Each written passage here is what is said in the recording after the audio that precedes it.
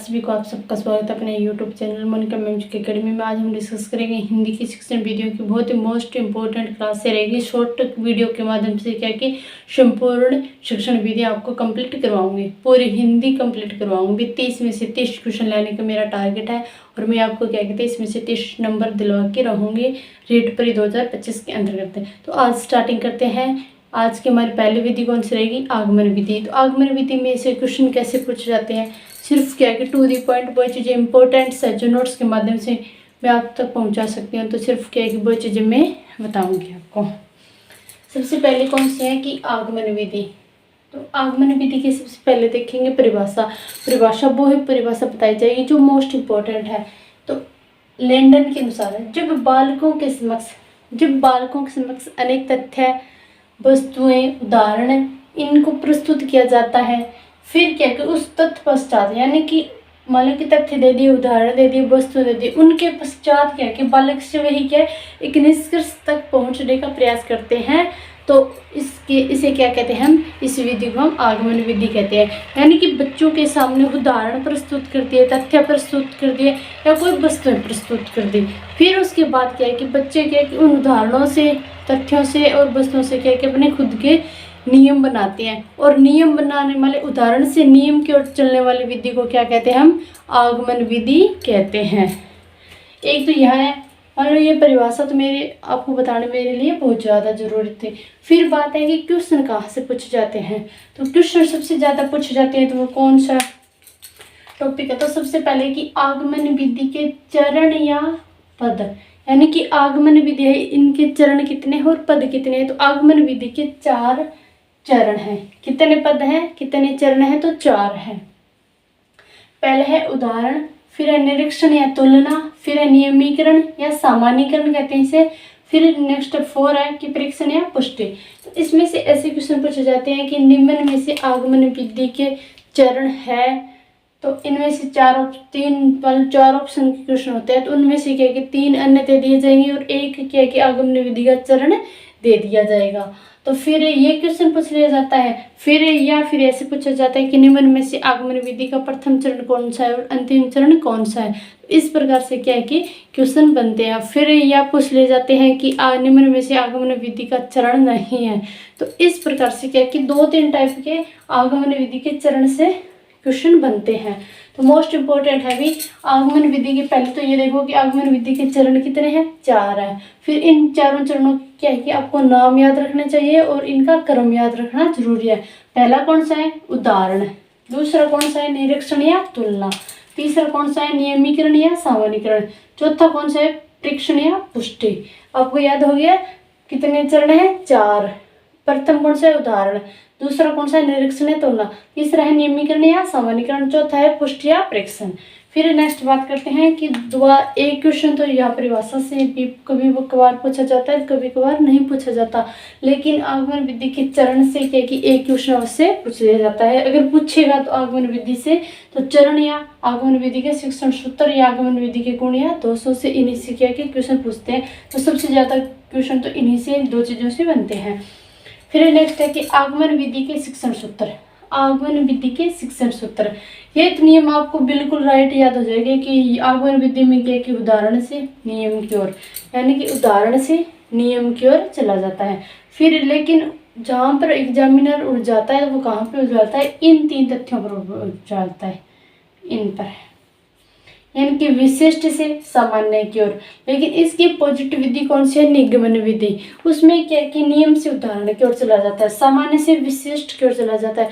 तो बच्चा कंफ्यूज कहाँ पे होता है, तो कंफ्यूज यहाँ पे होता है। तो इसलिए क्या कि आपको आगमन विधि के चरण और आगमन विधि के शिक्षण सूत्र तो बिल्कुल कंठस्थ करके जाना है, क्योंकि इनसे क्वेश्चन अवश्य पूछे जाते हैं।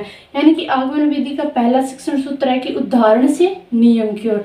दूसरा है विशिष्ट से सामान्य की ओर। तीसरा है स्थूल से सूक्ष्म की ओर। और फिर है कि ज्ञात से अज्ञात की ओर। फिर नेक्स्ट 5 नंबर है प्रत्यक्ष से प्रमाण की ओर और मूर्त से अमूर्त की ओर। यानी कि जो चीजें हमें दिखाई दे रही है उन चीजों को तो हम देख रहे हैं, लेकिन उनके गुण और दोष क्या है उनको भी क्या है कि चिंतन के माध्यम से सोचना और समझना। ये क्या है कि इस विधि के शिक्षण सूत्र है। फिर नेक्स्ट का बात करते हैं कि आगमन विधि के गुण क्या है। आगमन विधि है, इसके गुण क्या है। ये क्या है कि एक मनोवैज्ञानिक विधि है, लेकिन निगमन की विधि क्या है कि अमनोवैज्ञानिक विधि है। वो विधि क्या है कि इसके अपोजिट है थोड़ी सी। इसमें क्या है कि एक बालक है, यह विधि क्या है कि एक बालक को खोज प्रवृत्ति बना देती है। यह विधि क्या है कि एक बालक को खोज प्रवृत्ति को जन्म देती है। यानी कि बच्चे के सामने अगर हम उदाहरण दे रहे हैं तो बच्चा क्या है कि उस पर पूरी तरीके से पूरा दिमाग लगा करके उस उदाहरणों को हल करेगा। उस उदाहरणों को हल करने के बाद क्या है कि फिर वो नियम बनाएगा और निष्कर्ष तक पहुंचने का पूर्णतः प्रयास करेगा। तो फिर नेक्स्ट है हमारा गुण कि ये विधि क्या है कि छोटी कक्षाओं के लिए उपयोगी है। बिल्कुल है कि बच्चे को अगर छोटी कक्षा में जैसा भी हम सिखाएंगे तो बच्चा क्या है कि उसको अच्छे ढंग से पकड़ लेता है और अच्छे ढंग से सीखने की कोशिश करता है। फिर है कि इस विधि में बालक में तर्क, विचार और निर्णय शक्ति का क्या होता है, विकास होता है। यानी आगमन विधि से क्या है कि बालक में तर्क, निर्णय और विचार करने का क्या होता है, विकास होता है। फिर है ये नेक्स्ट है कि छात्रों की मानसिक शक्ति का विकास होता है। ये बिल्कुल भी राइट है कि छात्र उनकी क्या है कि मानसिक शक्ति का विकास होता है।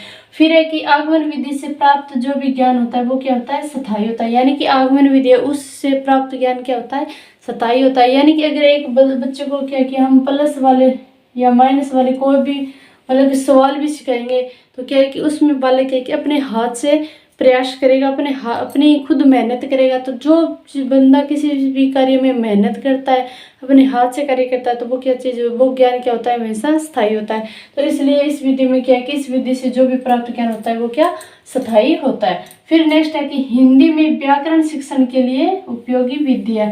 यानी कि हिंदी के अंतर्गत है व्याकरण शिक्षण के लिए क्या है, ये बहुत ही उपयोगी विधि है।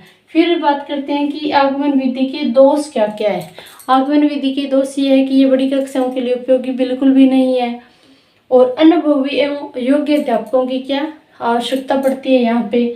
और जो भी अनुभवी और योग्य वाले अध्यापक होते हैं वही क्या है कि इस विधि का प्रयोग कर सकते हैं, वरना कोई अन्य अध्यापक नहीं कर सकता। फिर है कि यह परिणाम पूर्णतः सत्य नहीं होते। परिणाम पूर्णतः क्या है, सत्य नहीं होते। फिर इसमें क्या किसमें बहुत ज़्यादा लगता है, ये बिल्कुल राइट है। भी एक चीज़ हम सिखाएंगे तो उसके लिए क्या है कि एक बालक को पता नहीं 2 बार 4 बार कितनी बार बताना पड़ेगा। तो इसमें कि जाहिर सी बात है कि इसमें बहुत लगता है। फिर नेक्स्ट है कि छात्रों के सीखने की गति क्या होती है, धीमी होती है और परिश्रम अधिक लगता है। छात्रों की सीखने की गति धीमी होने का कारण क्या है कि एक कक्षा के अंतर्गत अगर 30 या 40 बच्चे हैं तो क्या है कि उनका प्रॉपर बुद्धि होती है वह एक समान नहीं होती। तो इसलिए क्या है कि कुछ बच्चे उनको एक बार बताने से भी क्या है कि वो चीज़ों को समझ जाते हैं, लेकिन कुछ ऐसे बच्चे होते हैं जो भी बार बार बताने से भी नहीं समझ पाते। तो इसलिए क्या है कि इसमें क्या है कि छात्रों को सीखने की गति धीमी और परिश्रम क्या है कि एक अध्यापक का ज़्यादा लगता है। तो आज की हमारी आगमन विधि है भी कैसी लगी, शॉर्ट माध्यम से जो इम्पोर्टेंट चीज़ें थी वो मैंने करवाई, क्योंकि जो मैंने प्रीवियस ईयर क्वेश्चन है सबसे पहले मैंने उनको क्या कि आपको शिक्षण वीडियो के जितने भी प्रीवियस ईयर क्वेश्चन थे वो मैंने आपको करवा दिए गए हैं। तो उन्हीं के आधार पर क्या है कि आप मिलान कर सकते हो कि भी किस मान लो शिक्षण विधि से किस प्रकार क्वेश्चन पूछ जाते हैं। तो भी आज की क्लास अच्छी लगी हुआ है तो कि वीडियो ने ज़्यादा से ज़्यादा शेयर करिए और लाइक करिए और कमेंट जरूर करिए। भी मैं सब्सक्राइब के लिए नहीं बोलूँगी, भी चैनल ने सब्सक्राइब करो, लेकिन कमेंट जरूर करना भी क्लास अच्छी लगी है या नहीं लगी है।